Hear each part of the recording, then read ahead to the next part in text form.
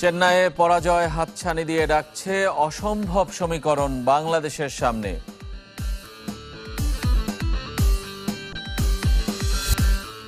5 মাস পর ঘরের মাঠে ক্রিকেট ফেরানোর প্রস্তুতি। দক্ষিণ আফ্রিকা সিরিজের জন্য মিরপুরে সেনাবাহিনীর টহল।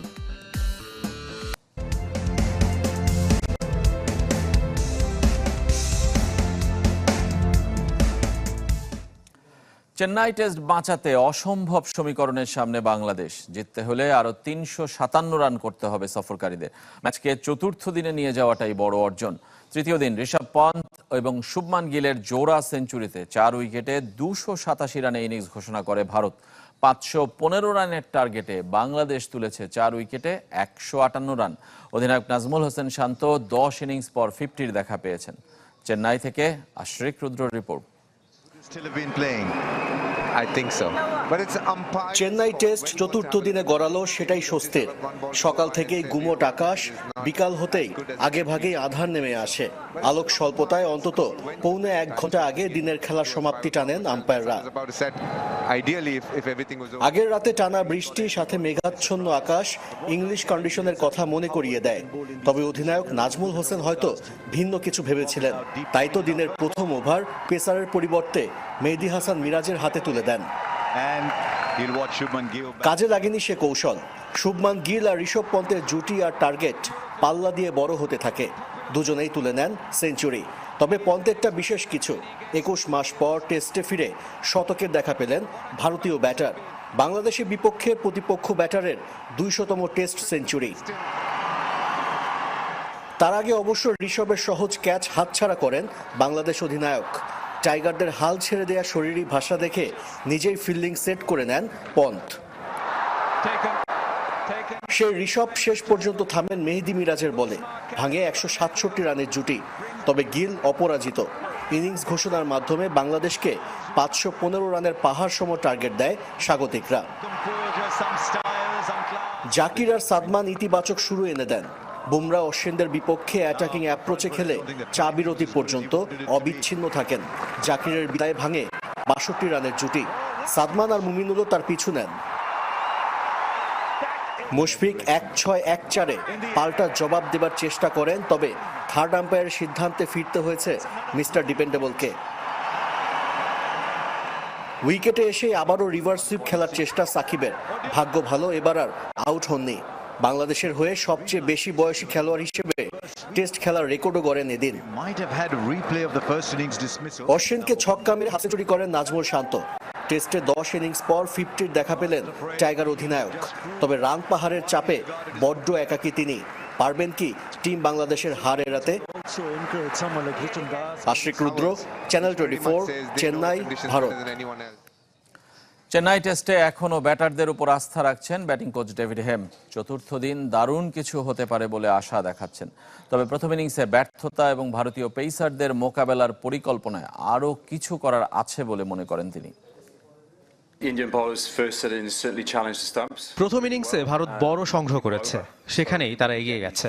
আমরা কি ভুল করেছি, কিভাবে এগিয়ে যেতে পারি সেটাই খুঁজে বের করতে হবে। তৃতীয় দিন অশ্বিন দারুণ কিছু বল করেছে, তারপরও ব্যাটিং করাটা অসম্ভব ছিল না। চতুর্থ দিনের উইকেটও কঠিন কিছু হবে না বলেই মনে হচ্ছে। জিততে হলে 360-এর মতো রান দরকার। দেখা যাক কি হয়। ভারতের 514 রানের বড় লিডের পর ব্যাটিংয়ে নেমে শুরুটা ভালোই করে বাংলাদেশ। জাকির হাসান ও সাদমান ইসলামের জুটিতে উইকেট না হারিয়ে দলীয় 50 পার করে টাইগাররা। এরপর জাকিরের বিদায়ে ভাঙে এই জুটি। বুমরার বলে জয়সওয়ালের দুর্দান্ত একটা ক্যাচে বিদায় নেন জাকির। তিনি করতে পারেন 33 রান। জাকিরের পর বাংলাদেশ হারায় সাদমানের উইকেট। এবার দুর্দান্ত ক্যাচ শুভমন গিলের।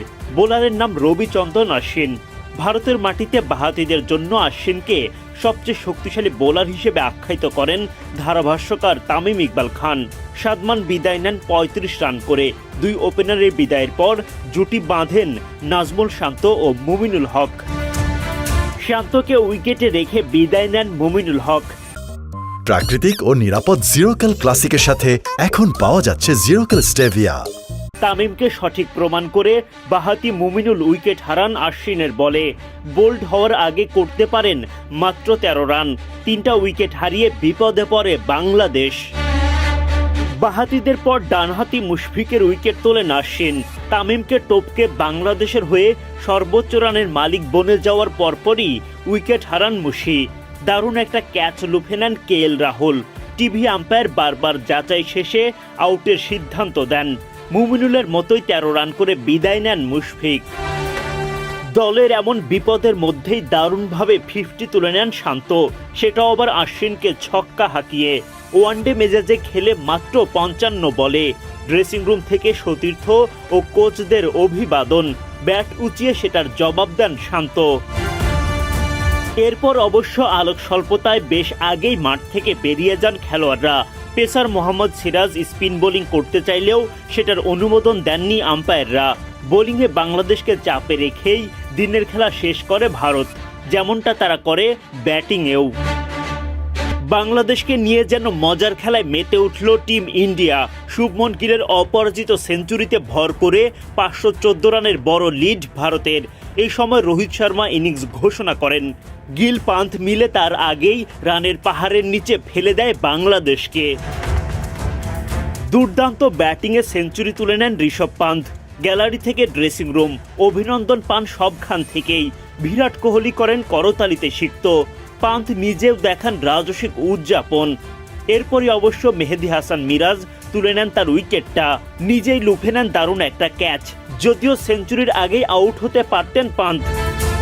সাকিব আল হাসানের বলে ছক্কা হাঁকাতে গিয়ে ব্যাটে বলে ঠিকঠাক করতে পারেননি ঋষভ পান্থ। বল উঠে যায় শূন্যে। ক্যাচের জন্য দৌড় শুরু করেন অধিনায়ক নাজমুল শান্ত, তবে মিস করে ফেলেন তিনি। শান্তর এমন কাণ্ড নিয়ে রোহিত জাদেজাদের রসিকতা। জাদেজা তো রীতিমতো অভিনয় করে দেখান শান্তর ক্যাচ ফেলার দৃশ্য। হাসতে থাকেন অধিনায়কের সঙ্গে। ভারতের ড্রেসিং রুমে যতটা হাসি, বাংলাদেশ শিবিরে ততটাই দুঃখ।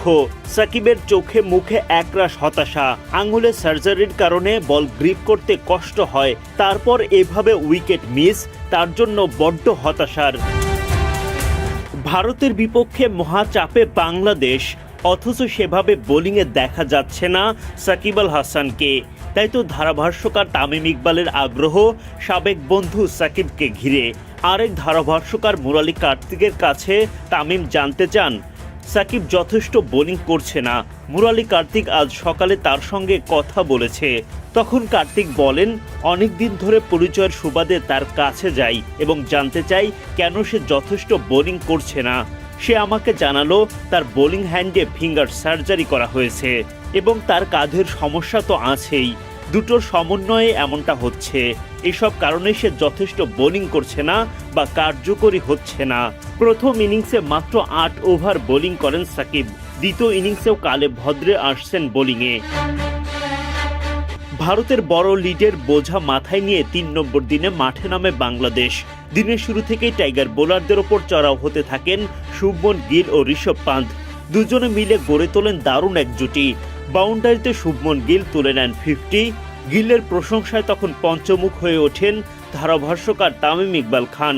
তিনি বলেন, এখন পর্যন্ত গিল দুর্দান্ত ব্যাটিং করে চলেছে। গতদিন কয়েকটা দারুণ পুল শট খেলেছিল, আজকে কয়েকটা বড় ছক্কা মারল। শারীরিকভাবে বড় মানুষ না, কিন্তু বড় বড় শট খেলতে পারে। গিলের সঙ্গে জুটি বেঁধে বাংলাদেশকে চাপে রাখা আরেক ব্যাটার ঋষভ পান্থকে নিয়েও কথা বলেন খান সাহেব। বাংলাদেশের এই ধারাভাষ্যকার বলেন, ঋষভ পান্থ ঘুরে ফিরে মজা করে, হাসে, কিন্তু সে তার খেলাটা খুব ভালো বোঝে। বুদ্ধিমান ক্রিকেটার। একজন তরুণ ব্যাটারের জন্য ম্যাচের পরিস্থিতি বোঝা খুবই গুরুত্বপূর্ণ। পরিস্থিতি বুঝে খেলা ঋষভ পান্থ তুলে নেন 50।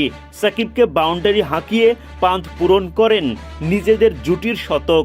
ভারতীয়দের লিড 400 পেরিয়ে